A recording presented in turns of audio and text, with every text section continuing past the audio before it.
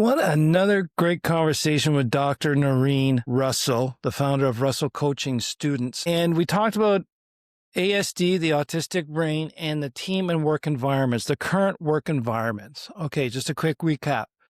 The official criteria for ASD currently: 1, rigid and flexible habits, routines, interests, and proclivities. Look, I had to look that one up. Proclivity is a tendency to do something regularly or a predisposition toward a particular thing. And the second criteria is a lack of reciprocal social communication with interpersonal relationships. And reciprocal is the key. And I talked about that the last time, my last short with Dr. Noreen Russell. And that was a big one for me. So that reciprocal interaction communication does affect a team environment. And not all, I can't say that. ASD brains can have a challenge with team environments. In the current corporate team environment, the way it's set up, we'll have to collaborate, we're all going to be together, we got to be talking to each other all the time, interrupt, blah, blah, blah, all that crap. And this is one of the few things that we discuss, and it's very important, but there's a few things I wanted to point out before I get into the challenges with the teams. She said that autistic brains can be leaders, even though social conventions say no, they can't, because they're too different. They don't follow the socially expected conditioned rules of society. But in her definitions, leaders need a skill set and knowledge. And let me tell you, the autistic brain, we know our shit through and through. We dive deep, we become real good experts. And the skills that we have to bring to the table is our ability to have direct communication. And she really pointed out, and I agree with this, and I truly believe this, I think the autistic brain treats people equally.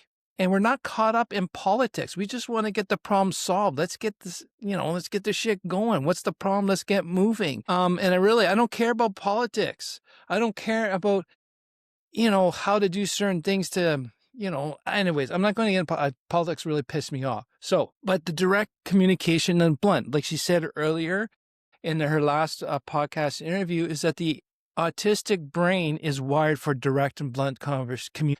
Even though it's just not socially expected or accepted as the social conditioning have. And we have different ways of, what was the word that she used? Distilling a problem right to the root core. And I think that's a huge skill set that's needed as leaders as well. And to communicate directly and clearly. Because the autistic brain, from my understanding, talking with Noreen, is that we really want things in order.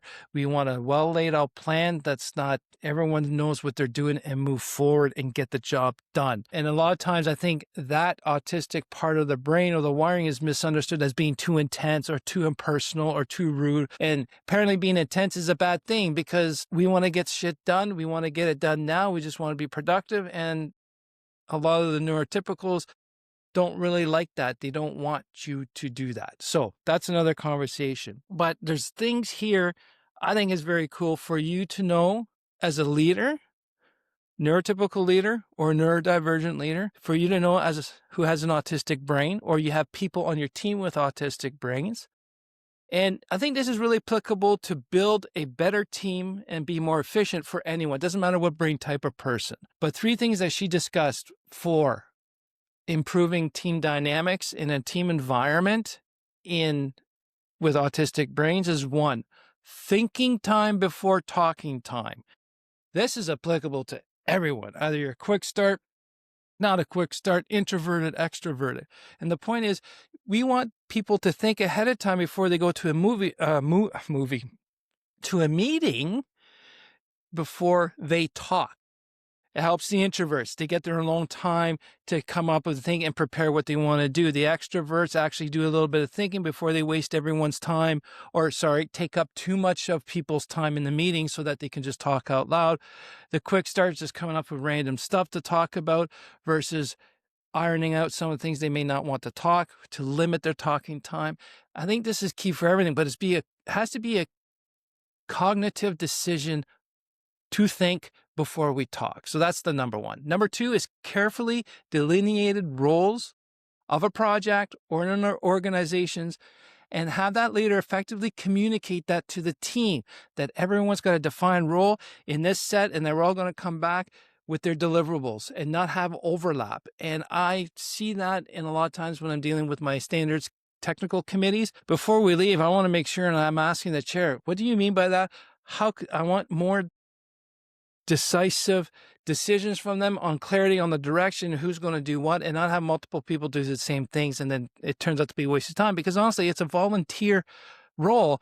And I'm really allergic to wasting time, other people's time as well.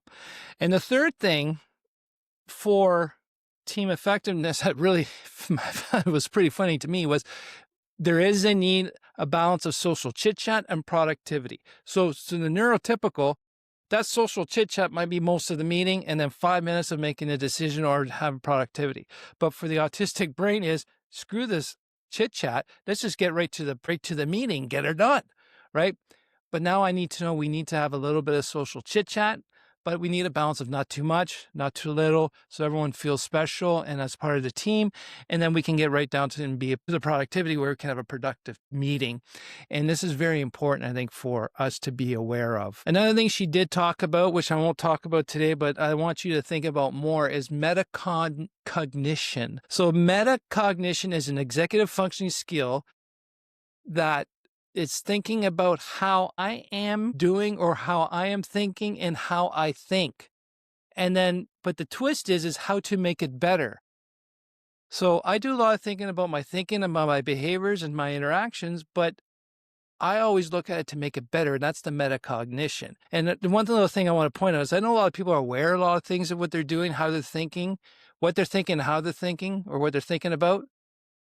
But they're doing nothing to make it better. They're just using excuses. So that's not metacognition. I guess that's just a meta awareness, but I'm not going to do shit about it. So I think a lot of people listening, we have a big metacognition, because I think if we didn't have that ability, we wouldn't be where we are now with our companies or even contemplating starting our own companies. So what do you think about what I just said? How are you improving your team dynamics based on what Noreen was talking about? Please send me an email at andre@theimpulsivethinker.com. I would love to hear what you're doing and changing, or what your current challenges are. So thanks again for listening and learning with me. We'll talk to you soon.